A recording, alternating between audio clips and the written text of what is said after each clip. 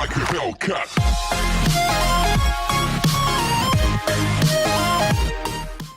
Hello and welcome back to the channel where once again it's time for another review, and I thought with it being Euro 2024 season we would take a look at a football game today, not one on the Saturn because quite frankly most of them aren't particularly good, but one on the other 32-bit console, the PlayStation 1, and of course we're taking a look at Pro Evolution Soccer, a massive hit on the PS2 in November of 2001 over here in the PAL region. It actually saw a release on the PlayStation 1 in February of 2002.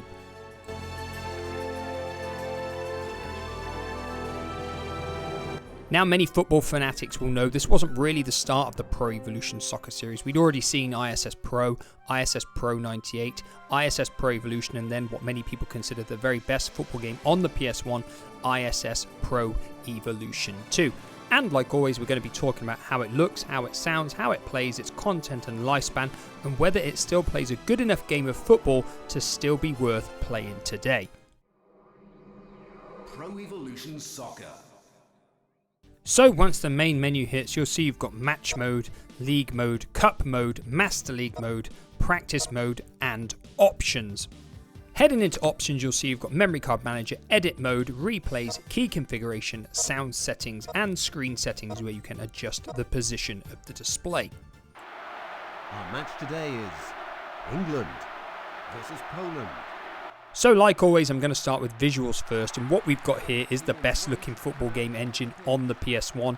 It was perfected in its predecessor ISS Pro Evolution 2, and they've just carried it over here to Pro Evolution Soccer. What it means is we've got a game that looks clear, it's crisp, it's sharp, and it runs very, very well. That's the most important thing, I think, for football games of this time, because a lot of them were not smooth and they had a bit of a jerkiness to them, whereas Pro Evolution Soccer runs fantastically. It is so slick. The animations for all of the moves on this game are absolutely top notch. In my opinion, they hold up really, really well today as well. And that's saying a lot because this game is 22 years old now. So that's a real testament to the quality and effort that Konami put into making Pro Evolution Soccer. Incredible! England have made a game of it. Now, I mentioned that the animations for this game are really good, but I want to double down on that because they are vastly superior to any other football game series on the PS1 in my eyes. It doesn't matter whether you're volleying the ball, tackling someone, overhead kicks, headers, scissor kicks, everything looks absolutely fantastic, and it looks genuinely realistic in the way that everything happens, which again is an amazing thing for a PS1 football game. Now, in terms of the stadiums and the grounds, they look as good as they can for the PS1. They are pretty decent, again, about as good as you could possibly expect from the PlayStation console, and as well as that, facial details on the players aren't too bad either. You can recognize who is supposed to be who from a brief glance. If you see their name, you can generally tell that it's supposed to be that player, which again is another positive point.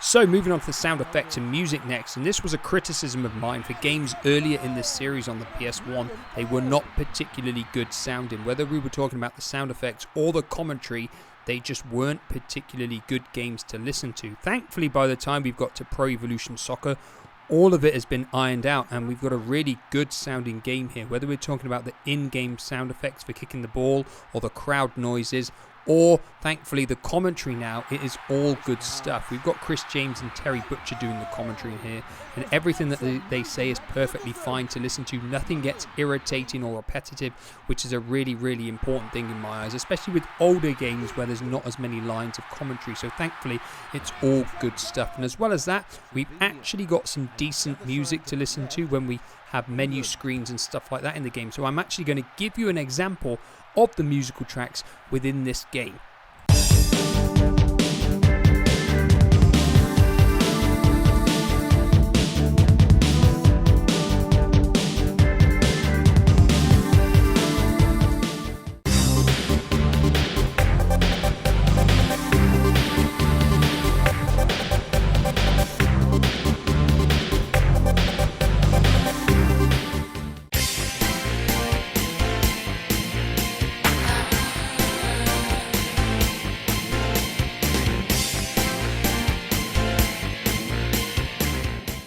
So moving on to the gameplay next, and this is without a doubt where the ISS Pro / Pro Evolution Soccer series on the PlayStation 1 absolutely excelled, because it knocked all the other games off the park with its slick, fluid, responsive gameplay. It really is such a joy to play, even now over 20 years later after its original release. Whether you want to play a wonderful tight passing game or a fast attacking direct style with quick wingers, this game has got it nailed to a T. You can set up your own formations and save them, so it's quick to load and change between different formations for different teams. It really does work fantastically well. The shooting system within the game is brilliant, because you can score all kinds of goals on this game, including long-range stunners, and they genuinely feel fantastic when you score them. They're not the kind of goals that you can score every game. You will cherish every thunderbolt that you knock in from 30 yards, because it has such a satisfying feel to the way that the game plays. 35 minutes have already gone in the second half. He goes himself. Oh!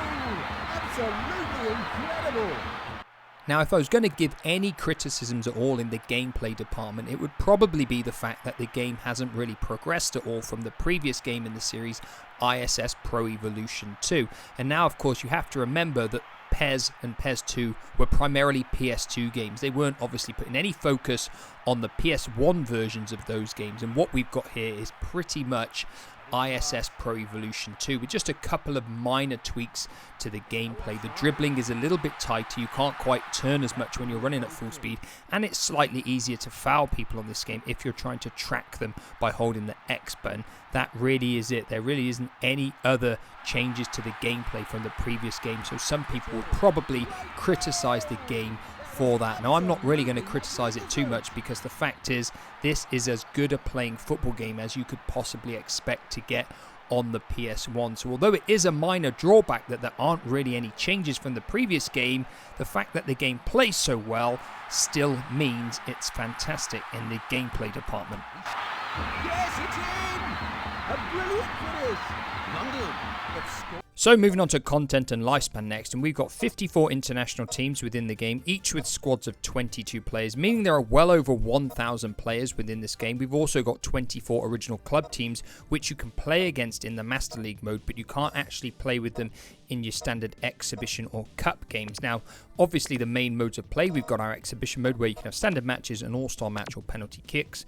We've got a variety of cup tournaments to take part in. Many of them are continental specific ones. We've got your international league mode, which can be done over a half season or a full season. And of course, we've got our main mode of play, which is the Master League, which sees you pick a club team and you are given the Master League default players to begin with, and you have to try and collect points by drawing and winning games, slowly building your squad, making it more powerful, win the League 2 before you go into League 1 and you try and win the Master League title. There's no denying this is the most addictive part of the game, collecting those points. You desperately try to sign new players that can make a difference. It's a fantastic feature in the game, and it really is something that's still enjoyable to do now. Even though the players are over 20 years out of date, it's still an enjoyable thing. Going through that Master League database, looking for players to add to your squad, it really is a great thing, and many people will have completely different opinions on which players they think are the best in the game. So no two squads that are assembled will ever tend to be quite the same. Unbelievable play! As well as having plenty of options with your Cup, League and Master League options, you've also got a little bit of unlockable content in the form of the World and Euro All-Stars. You can also unlock classic versions of both teams and the Training Ground Stadium for exhibition games as well. But this game doesn't rely on its additional content to have a tremendous lifespan. That comes from the amazing gameplay. The fact that no two games feel exactly the same, and the game is still so amazingly fluid and satisfying to play, that is where the real longevity comes from. The desire to score better goals than the ones that you've scored in previous matches is so high, even all of these years after its original release, I should say. As well as that, we've got a fantastic edit mode where you can create your own players and then you can purchase them in the Master League as well, which is something that I always loved doing, adding yourself into the game, or friends that you had when you were kids and stuff like that, or just players that you've created yourself, putting them in there and buying them in Master League is another fantastic thing. And of course, as well as that, we've got the name editor, which is essential because a lot of the players haven't got licensed names, which means you'll be editing quite a few player names if you want this game to be a little bit more realistic. So overall, in the content and lifespan department, this game is nothing short of absolutely fantastic. So this is where I'd usually be saying, is this game still worth playing today and does it make our PlayStation Top 10? Well, unfortunately, we don't have a PlayStation Top 10 yet because I've only reviewed one other game on the system. But in terms of, is this game still worth playing? Without a doubt, it is still such a thoroughly enjoyable, rewarding football game. It really is a great game to play. Now, it doesn't really matter whether you're playing this one, the sequel PES 2, or ISS Pro Evolution 2, because they're all very, very similar in all fairness, but they are all fantastic 32-bit football games. There's nothing else on the PlayStation that can match the quality that those three games give you. So without a doubt, this game is still well worth playing. In terms of a PlayStation Top 10, I am going to start doing more PlayStation reviews. So at the moment, this is just going to be number one because it is miles and miles better than the other game I reviewed, Hardcore 4x4. How long will it stay at top spot? Who knows? But one thing for sure, it's a quality football game. And if you've never played one of these PES/ISS Pro Evo games on the PS1, I really think you should give them a go because they're absolutely fantastic. That is all for this week. Let me know your thoughts down below on Pro Evolution Soccer on the PS1. And as always, I'll be back in the near future with another review. Goodbye for now.